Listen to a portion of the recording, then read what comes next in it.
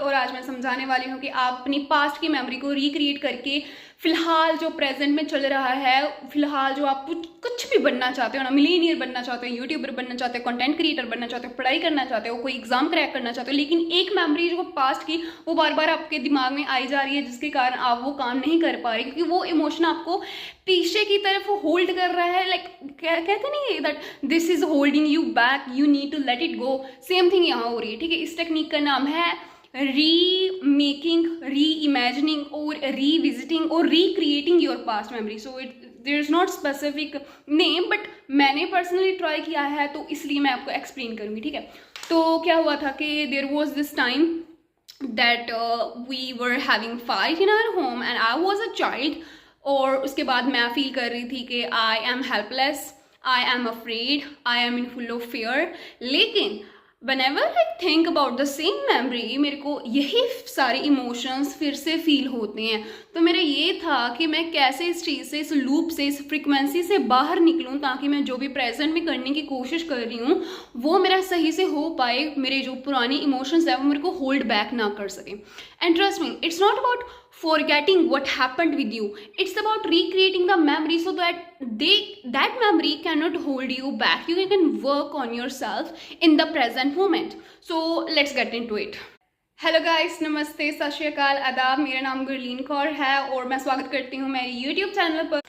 सबसे पहले तो ये चीज़ देखो कि मेरा फ़ोन हिल रहा है क्योंकि मैंने खुद पकड़ा हुआ है, ठीक है। ओके, सबसे पहले ये चीज़ देखो कि this will make your nervous system get out from the fight and flight mode. हमेशा तुम एज अ बच्चे ऐसा नहीं कहोगे कि मैं कहीं हाइड हो जाऊँ, मैं लड़ूँ या फिर मैं फ्रीज हो जाऊँ, ठीक है। ये आपका नर्वस सिस्टम में से आपका जो भी ये चीज़ें हैं ना वो निकाल देगा, ठीक है। आप वही पैटर्न दोबारा रिपीट नहीं करोगे। कोई भी तुम्हारी साथ चीज़ अच्छी हो रही है और शाम को घर पर बैठे हो और सोने जा रहे हो, दिमाग में वही मेमोरी चली तो फिर से वही बुरा इमोशन फील हुआ, तो वही इमोशन को लेकर तुम सो पड़े, फिर सुबह उठे हो तो वही इमोशन फिर से आ रहा है। तो ये एक पैटर्न होता है, इसको भी हम इसी टेक्निक के साथ ब्रेक कर सकते हैं। और उसके बाद जब आपके अंदर एज अ किड जब आपके अंदर डर था, उस चीज़ को हम क्या कर सकते हैं, इनर स्ट्रेंथ में बदल सकते हैं, ये मेमोरी को रिक्रिएट करके और एक सेंस ऑफ सेफ्टी लेकर आ सकते हैं, ठीक है। आई सी, ये मेरा पर्सनल एक्सपीरियंस है कि अब मैं अपने चाइल्ड वर्जन को सेफर महसूस कराती हूँ, वो सेफ फील करता है लाइक मेरा चाइल्ड वर्जन। और मैं इस चीज़ में अब विक्टिम या गिल्ट फील नहीं करती, या शेम फील नहीं करती, या हेल्पलेसनेस फील नहीं करती, क्योंकि मेरे को पता लग गया है कि इसमें मेरी कोई गलती नहीं थी और मुझे चाहिए था कोई ना कोई कि जो मुझे सेफ फील करवाए, तो मैंने अपना प्रेजेंट वर्जन ही पास्ट में भेज दिया। सो या it healed me in a good way. So let's take an example that this is someone, authority figure, your father, your mom, your friend or someone.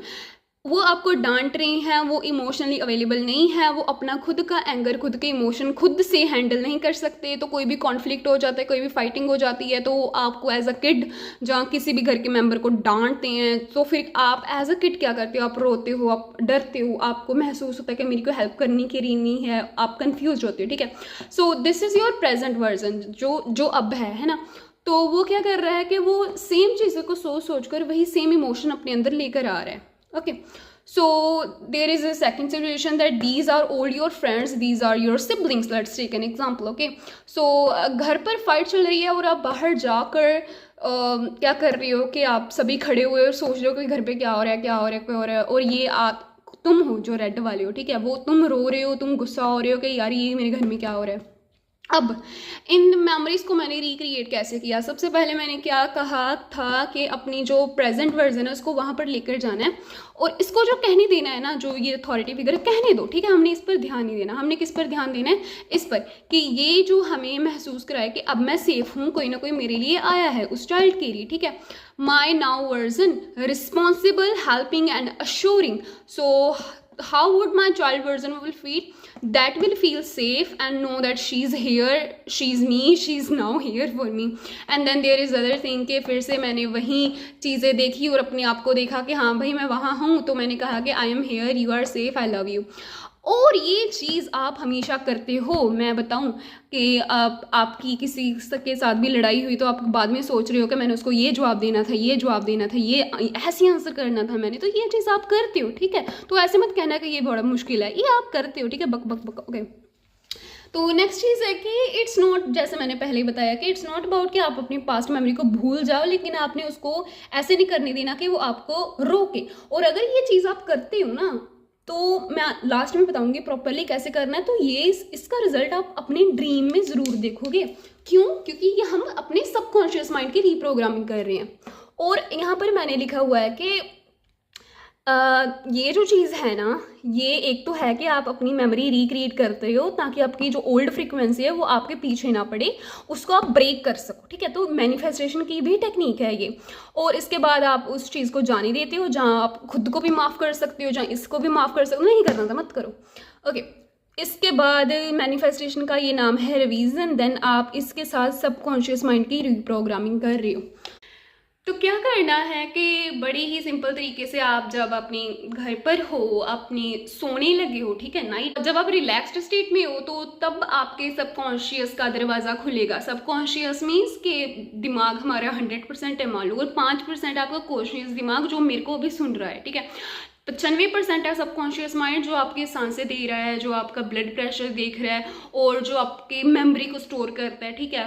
तो subconscious mind का दरवाज़ा तब खुलता है जब आप एक थीटा वेव में होते हो, ठीक है। फिलहाल आप हो गामा वेव में। गामा क्या है? जब आपकी दिमाग की एक्टिविटी चल रही है।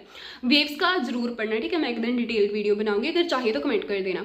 जब आप थीटा स्टेट में जाते हो, फुल्ली रिलैक्स्ड होते हो, आपकी बॉडी फुल्ली रिलैक्स्ड होती है, तब आपका सबकॉन्शियस माइंड का दरवाजा खुलता है। तब आप जो भी चीज़ें रिपीट करोगे वही चीज़ें आपको आपके फ्यूचर में दिखेंगी। क्योंकि साइकोलॉजी की टर्म भी है कन्फर्मेशन बायस। कन्फर्मेशन बायस में ये कहा जाता है कि जो भी अपने दिमाग को हमने कहा, वो दिमाग कन्फर्म करने के लिए रियलिटी में वही चीज़ें बार बार देखेगा, ठीक है। ये समझ लगे?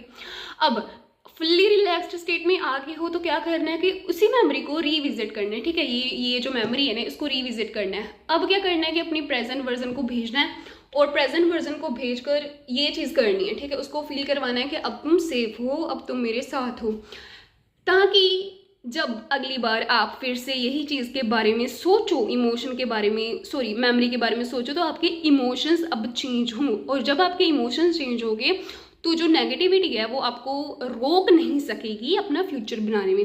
ये चीज़ उन लोगों के लिए है जो मैनिफेस्टेशन को मानते हैं और ये मानते हैं कि ऑब्वियसली हम जैसा भी अब फील कर रहे हैं, जैसे भी हमारे अब इमोशन है, जैसे भी हमारे अब विचार है, माइंडसेट है, वही चीज़ हमको यूनिवर्स बार बार देगा।